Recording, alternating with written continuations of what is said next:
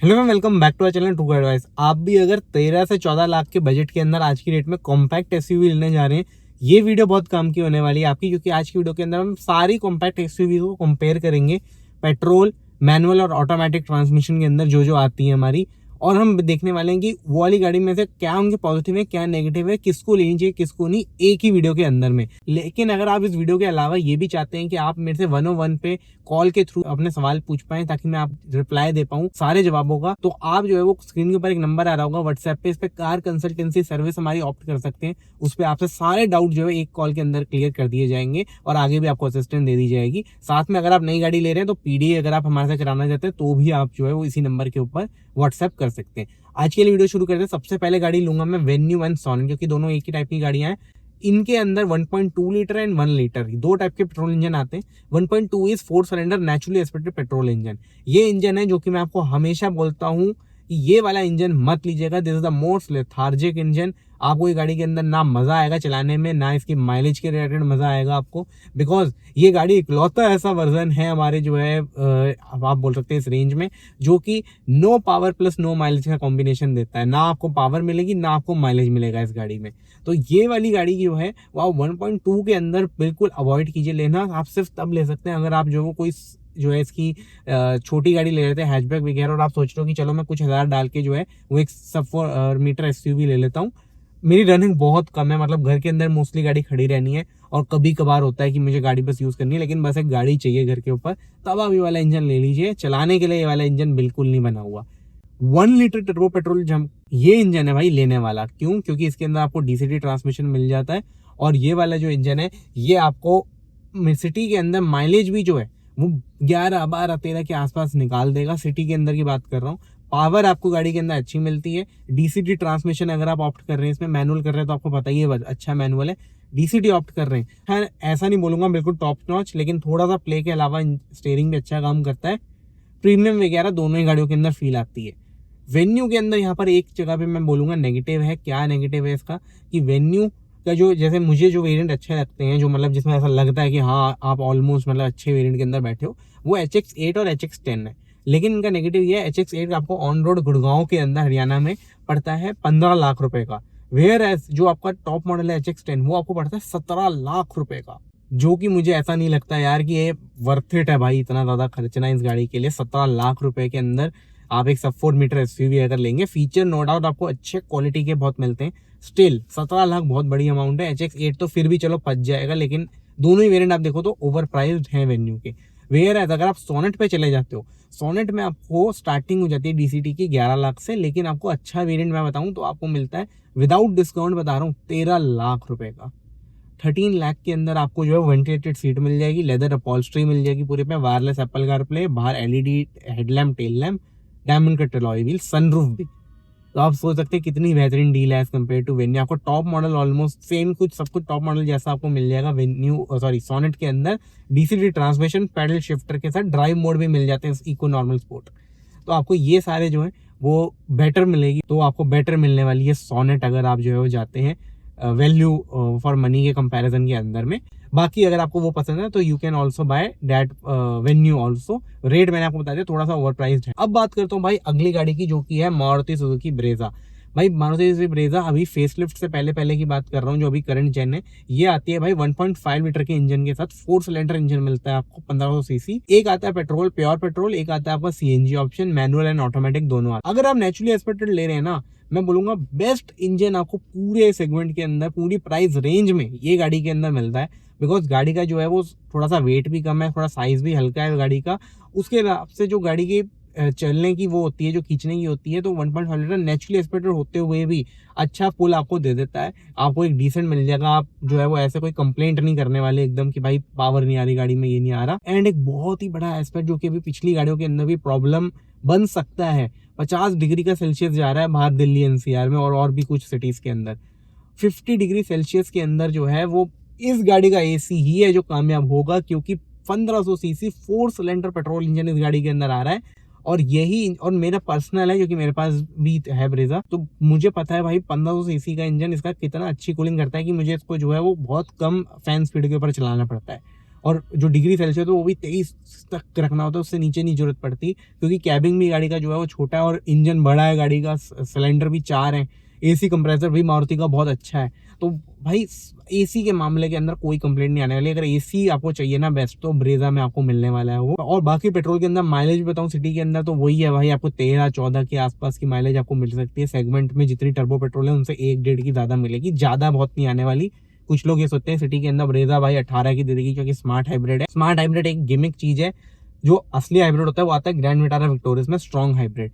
वो है जो असली हाइब्रिड है, जिससे फर्क पड़ता है। स्मार्ट हाइब्रिड से कुछ फर्क नहीं पड़ता, बेकार की चीज है ये, सच बोल रहा हूँ आपको, सीधा बोला है, बेकार। सीएनजी की बात करूं ब्रेजा, तो ब्रेजा सीएनजी उन लोगों के लिए जिनको जो है वो लो रनिंग कॉस्ट चाहिए वो, और ज्यादा किलोमीटर चलती है गाड़ी, चाहे बहुत ज्यादा तेल के ऊपर नहीं फूकना है, तो भाई सीएनजी बहुत बढ़िया है। ऐसा क्योंकि आपको एक बड़ी गाड़ी मिल जाती है, रनिंग कॉस्ट मिल जाती है बहुत छोटी सीएनजी के कारण से। बहुत लोग बल्कि जो है मोस्टली ब्रेजा की सेल जो है वो सीएनजी से ही आ रही है। तो ये मत सोचना कि हाँ यार सीएनजी अच्छी है या नहीं है, लोग ब्रेजा के अंदर मोस्टली सीएनजी ही खरीदते हैं। अगर मैं आपको वेरिएंट वाइज बता दूं इसका, तो VXI मतलब मैनुअल के अंदर ले रहे हो तो भाई कोई भी वेरिएंट ले लो, जीएसटी कट के बाद जो है सारे वेरिएंट वर्थ इट है। अगर आप जो है वो ऑटोमेटिक ले रहे हो तो VXI या ZXI लेना, ऑटोमेटिक के अंदर अच्छी वैल्यू ऑफर कर देते हैं, प्लस थोड़ा सा ओवर प्राइस हो जाता है as compared to the price range. और अगर हम बात करें सीएनजी के अंदर, तो आप सीएनजी के अंदर भी अगेन VXI, ZXI, LXI भी ले सकते हो। LXI लेके बाहर से मॉडिफाई कराओगे तो बहुत अच्छे रेट में तैयार हो जाएगी गाड़ी आपकी। लेकिन वो ये भाई कंपनी की चीज कंपनी की होती है, हमेशा से ये बात करूँ। एक और फैक्टर आ जाता है ब्रेजा के इंजन के अंदर, जो कि अभी अगली गाड़ी के अंदर आपको मैं इश्यू बताने वाला हूँ। मारुति का इंजन है, तो कभी बार क्या होता है हाईवे पे अगर हम जाते हैं तो थोड़ा सा पेट्रोल वगैरह हमें जो अच्छा नहीं मिलता है, क्वालिटी उनकी इम्प्योरिटीज बहुत ज्यादा मिलती है हमें पेट्रोल के अंदर। ये वाला इंजन ऐसा है जिसके अंदर एक बारी को गलत पेट्रोल भी डल गया ना, पेट्रोल होना चाहिए बस, गलत डल गया तो भी भाई एक बार तो झेल ही लेगा ये वाला इंजन, ऐसी कोई प्रॉब्लम नहीं देगा। लेकिन वही अगली जो गाड़ी बताने वाला हूँ ना, उसके अंदर ये बहुत ही मेजर इशू बन सकता है, जो कि मैं आपको बताता हूँ, जो कि है स्कोडा की काइलैक। जी हाँ, स्कोडा काइलैक जो है वो आती है 1 लीटर के powerful turbo charge petrol engine के साथ में। और जो है वो आपकी गाड़ी परफॉर्मेंस के मामले में, चलाने के मामले में, ड्राइविंग एंथुसियास्ट की टॉप फेवरेट चॉइस है इस सेगमेंट की, बहुत ही मजा दिलाने वाली है। सेफ्टी भी 5 स्टार मिल जाती है आपको। स्कोडा का ड्राइविंग डायनेमिक्स सब कुछ टॉप नॉच है, ये नहीं प्राइस के लिए वो कम कर दिया, लेकिन ये सारी अच्छी चीजों के लिए आपको एक चीज देनी पड़ती है, वो है कॉस्ट। अब स्कोडा यहाँ तो खेल गई कि इनिशियल कॉस्ट तो बहुत कम कर दी, मैं भी बोलता हूँ बहुत वैल्यू फॉर मनी है। किसी ब्रांड की सेगमेंट में औकात नहीं है भाई कि 10 लाख के अंदर turbo charge petrol, torque converter automatic, SUV, साथ में जो आपके नॉर्मल वो होता है मतलब steering mountain control, even sunroof 10 lakh रुपए के अंदर दे पाए ड्राइविंग डायनेमिक्स के अलावा, और सबसे इंपॉर्टेंट आपके परिवार के लिए 5 स्टार सेफ्टी रेटिंग। तो आप खुद सोचिए, कोई नहीं दे सकता। और अगर आप 1-1 लाख रुपए ऊपर देते रहेंगे तो आपको एक ऊपर का मॉडल मिल जाएगा, किसी में स्क्रीन आ जाएगी, अलॉय आ जाएंगे, किसी के अंदर दोनों आपकी अच्छी स्क्रीनें आ जाएंगी, ऑडोमीटर वगैरह भी आ जाएगा डिजिटल वाला। तो इस टाइप की आपकी जो है वो अच्छी अच्छी चीजें आपको एड ऑन मिलती रहती हैं जैसे जैसे आप ऊपर कर चुके। टॉप एंड भी लोगे ना डिस्काउंट के साथ 13-13.5 का पड़ता है ऑटोमेटिक, तो वर्थ इट तो बहुत मिलती है। लेकिन हमेशा से मैं कहूँगा इसके, हमेशा से स्कोडा के प्राइस के झांसे में मत आओ। जो 2.0 स्ट्रेटेजी इनकी आई है, स्कोडा चाहे 10 लाख की ले रहे हो चाहे 50 लाख की कोडियाक ले रहे हो, एक चीज के लिए हमेशा तैयार रहना कि सर्विस कॉस्ट आपकी नॉर्मल आनी है। सर्विस से मत डरना इस 5,000 को कि भाई 20,000 ना आ जाए, 5-6 हज़ार के अंदर सर्विस निपट जाती है इसकी भी। लेकिन आप रेडी होने चाहिए, कभी भी हो सकता है कोई चीज फेलियर हो जाए, किसी चीज का कुछ ऐसा आ जाए, मैकेनिकली गाड़ी खराब नहीं होगी लेकिन कोई भी ऐसा इश्यू आ जाए तो आप रेडी होने चाहिए कि भाई वो बोलेगा एडवाइजर कि सर 25,000 का खर्चा आया, आप कहोगे ठीक है भाई 25,000 का खर्चा है, ठीक है कर देता हूँ।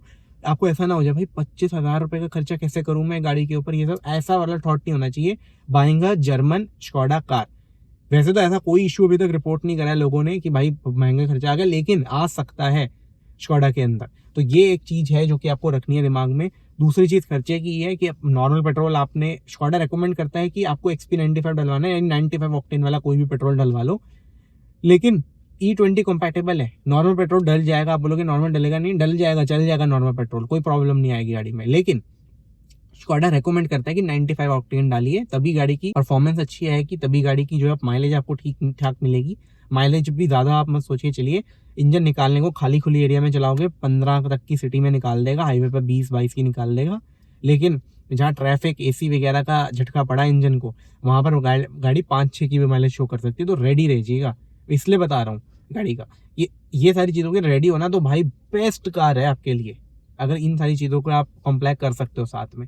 रीसेल वैल्यू बहुत कम मिलने वाली है गाड़ी की, इसलिए लॉन्ग टर्म के लिए गाड़ी ले रहे हो तभी आप देखिएगा कि करीबन भाई 5, 6, 7, 8 साल रखनी है तभी ये वाली गाड़ी लीजिए। एकदम से लोगे रीसेल वैल्यू नहीं मिलने वाली, डिमांड भी नहीं मिलने वाली। लोगों को 10 लाख की लेके ना ये जो हमारे ये बेकार वाले डीलर होते हैं ना, स्पिनी वगैरह, ये सारे इन्होंने वैल्यू दी है 4.5 लाख रुपए 1 साल पुरानी गाड़ी की। तो आप सोच लो कि कितनी वैल्यू डेप्रिशिएट होती है इस गाड़ी की। नेक्सॉन है ना जो भाई, उसके अंदर मैं आपको बताता हूँ ये है एक सेफेस्ट कार के अंदर आती है इस कैटेगरी में। हालांकि स्काईलैक भी सेफ है, वेन्यू भी 5 स्टार लेके आई है, लेकिन सबसे पहले जो लाई थी ये है 5 स्टार रेटेड। नेक्सॉन अगर आप ले रहे हैं तो आपको कुछ चीजों का दिमाग में अपने ध्यान रखना है, जो कि है रिलायबिलिटी। ये गाड़ी के अंदर मैकेनिकल फेलियर हो सकता है आपके 5-6 साल रखो आप गाड़ी, आई ना, हो सकता है आपके लेते डिलीवरी के अगले दिन आ जाए। तो रिलायबिलिटी कंसर्न के रिगार्डिंग जो है ये काफी इसका मामला डामाडोल है। तो रिलायबिलिटी कभी भी इसके अंदर कंसर्न आ सकता है, कभी भी हो सकता है गाड़ी आपकी खराब हो जाए, कभी भी गाड़ी बंद हो जाए। इलेक्ट्रॉनिक फेलियर के मामले में लाइटें वगैरह ऑन हो जाए, 10-15 मिनट बाद सारी ऑफ हो जाए, वार्निंग लाइट जितनी भी आती है।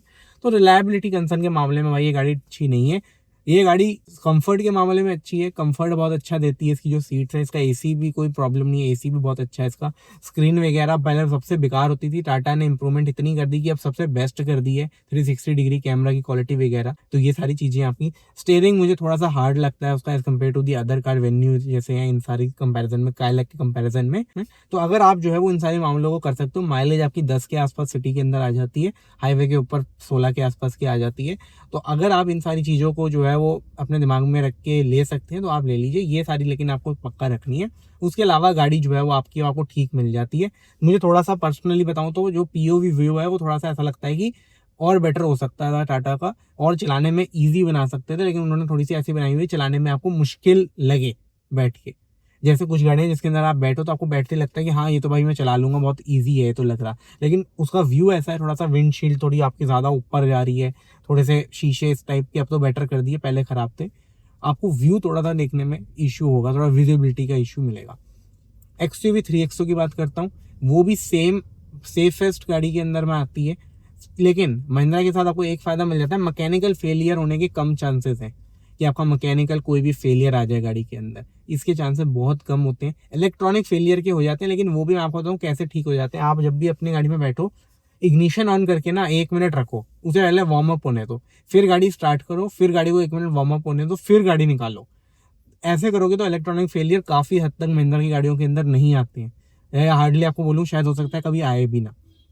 मैकेनिकली इनकी गाड़ियां थोड़ी सॉर्टेड होती हैं एज कम्पेयर टू टाटा, और वो डीजल के अंदर तो कोई फेलियर है ही नहीं, महिंद्रा के बेस्ट इंजन है डीजल के मामले में। लेकिन पेट्रोल में मैं बोलूँगा नहीं आता है मैकेनिकल फेलियर, जहाँ तक है बहुत हद तक, लेकिन इलेक्ट्रॉनिक फेलियर आ सकता है। तो ये है, अब जैसे टाटा है उसके अंदर हो सकता है आपकी गाड़ी चलते हुए ब्रेक डाउन हो जाए, लेकिन 3XO जो है इसमें आपका है कि अगर आप गाड़ी चला रहे हो, आपने ली है, चला रहे हो, चलाने के टाइम में कम चांस है कि आपकी गाड़ी चलते हुए खराब हो जाए। हो सकता है स्क्रीन में आवाज आनी बंद हो जाए, जो स्पीकर वगैरह है, तो आप रोक के गाड़ी ऑन करोगे वो वापस आने लग जाएगी, इस टाइप का हो सकता है। लेकिन चलते हुए में आपका जो है वो ऑब्स्ट्रक्शन ऐसी कोई चीज नहीं है जो चलाते हुए आपका वो कर दे कि बंद हो जाए गाड़ी या कुछ हो जाए या स्टार्ट नहीं हो रही, इस टाइप का कोई भी इंजन। चलाने के मामले में 3XO बहुत अच्छी है, ड्राइविंग जो डायनेमिक्स वगैरह वो बहुत ज़्यादा अच्छी है, चलाने में बहुत मज़ा आता है। हमारी कंसल्टेंसी सर्विस आप जो है वो ले सकते हैं उनके अंदर से। इसलिए मुझे याद आया, अभी जो रिसेंटली एक हमारे जो है उनकी हमने PDI करी थी 3XO की, उन्होंने ली थी 3XO, हमसे पूछ के ली थी। उनको भी पर्सनली इन सारी गाड़ियों में से चलाने के अंदर सबसे मजा 3XO के अंदर आया और स्काईलैक के अंदर आया था। लेकिन हाँ, स्काईलैक की जो नेगेटिव मैंने आपको इस वीडियो में बताया, यही उन्हें जब बताया तो उन्हें लगा कि यार इतने तो मैं नहीं झेल सकता, 3XO को तो चलो मैं झेल लूंगा, तो 3XO के ऊपर वो गए, उनको फैमिली को वो सही लगी, उनको ठीक लगी। अब आपके रिगार्डिंग है कि आपको कौन सी लेनी है कौन सी नहीं लेनी। मैंने हर गाड़ी की आपको पॉजिटिव और नेगेटिव बता दिए, और जिन गाड़ियों का मुझे थोड़ा सा ये बताना था कि हाँ ये ले रहे हो, जैसे नेक्सॉन ले रहे हो, तो ये चीजें दिमाग में अपने रख देना। तो वो सारी चीजें जो है वो मैंने आज के वीडियो के अंदर आपको कोशिश करी बताने की। तो ये थी मेरी आज की वीडियो, कैसी लगी आपको प्लीज कमेंट सेक्शन के अंदर जरूर बताइएगा। अगर कोई भी डाउट हो, क्वेरी हो, तो आप कमेंट में या कंसल्टेंसी वाला जो नंबर है उसके ऊपर पूछ सकते हैं, PDI वगैरह के लिए भी। तो ये थी मेरी आज की video. Thanks for watching, please subscribe.